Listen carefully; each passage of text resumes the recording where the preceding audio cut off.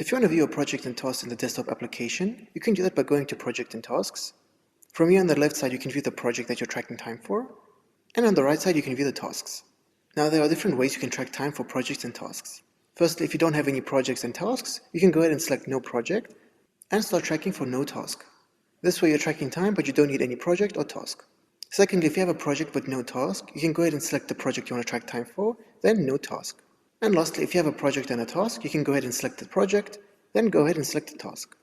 This way, you're tracking time for this task. Now, if you want to view details about your project, you can go to Project Details, and here you'll be able to see all the details about your projects. First, here you can see the project name, how much time you tracked for today, how much time you tracked for this week, and the weekly limit.